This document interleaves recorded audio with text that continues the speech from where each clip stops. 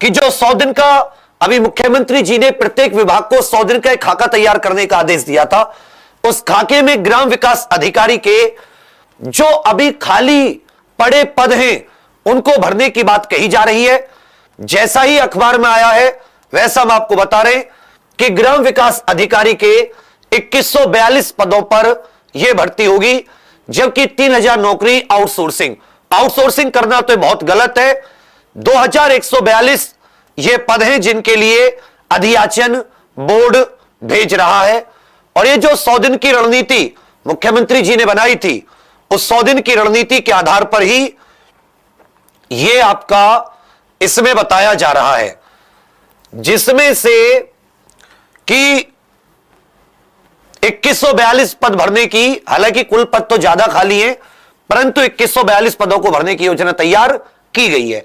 अब एक क्वेश्चन सबके दिमाग में आ रहा होगा कि भाई एक अभी पहले 2018 में भी एक भर्ती आई थी जिसमें से जो ग्राम विकास अधिकारी वीडियो है उसके लगभग 1953 पद थे। तो मैं आपको बता दूं जो 1953 पद थे वो अलग अलग थे। एक तो उसमें थे ग्राम पंचायत अधिकारी, जो ग्राम सचिव भी जिनको बोलते हैं, उसके पद थे लगभग 1527। ग्राम विकास अधिकारी सामाजिक कल्याण विभाग जो होता है, जो ये अनुसूचित जाति जनजाति माइनॉरिटी अन्य पिछड़ा वर्ग को स्कॉलरशिप या इनके कल्याण की जो बात करता है, उसका जो पैसा आता है वो सब देखने वाला। एक तो पंचायती राज विभाग से आता है पैसा गांव में, एक समाज कल्याण विभाग से आता है, और एक था साथी समाज कल्याण पर्यवेक्षक। तो ये तीन तरह की वैकेंसी थी, उनके बारे में बात करेंगे। तो ये वैकेंसी है जो अभी हाल ही में 100 दिन के इनके योजना में शामिल की गई है। अब आपको यह देखना है कि इसके लिए क्राइटेरिया क्या होता है। वीडियो के लिए क्या आपकी एज होनी चाहिए, क्या आपकी शैक्षणिक योग्यता होनी चाहिए, क्या एग्जाम का पैटर्न होता है, कितनी नेगेटिव मार्किंग होती है, समझिए। सबसे पहले तो आप समझिए इसकी जो आयु है ये 18 न्यूनतम, अधिकतम 40 वर्ष।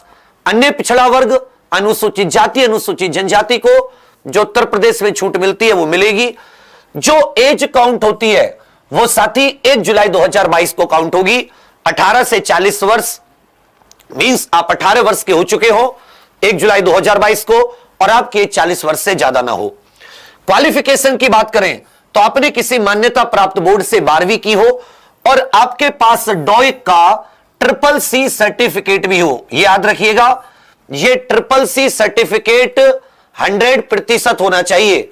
इसको फिर भी से आप समझ लीजिए, या तो NIELIT जिसको पहले डोइक बोला जाता था, या किसी अन्य संस्था से CCC प्रमाण पत्र आपको कब तक होना चाहिए, फॉर्म की अंतिम डेट तक।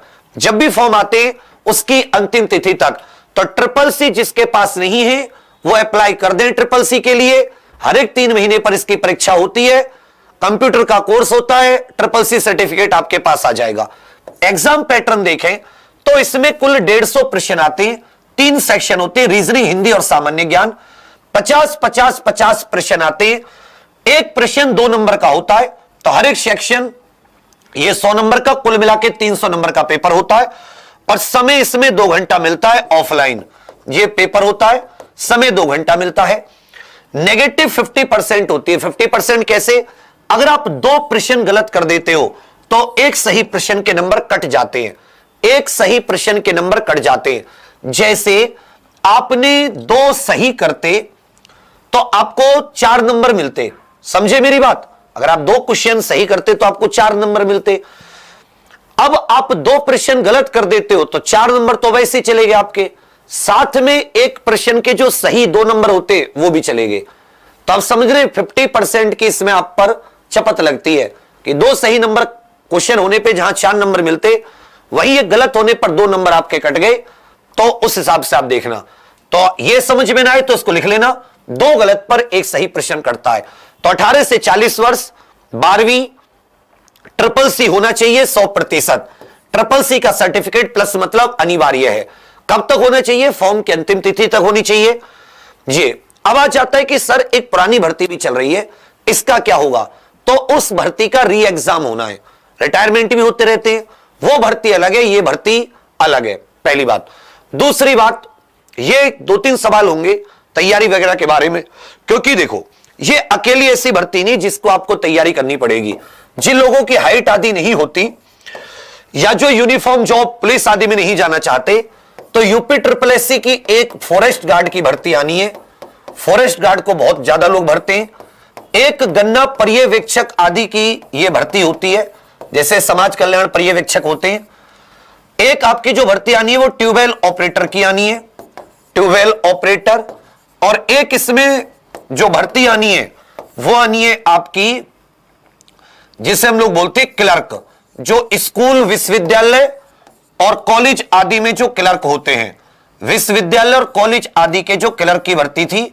ये अगर हम लोग यूपी SSS का कैलेंडर देखें, इसी में इस बार की वीडियो 2018 वाली जो, क्योंकि वो री एग्जाम होना है, और ये 2022 वाली, और एक साथी क्योंकि 3 साल से नहीं हुई है लोअर PCS की।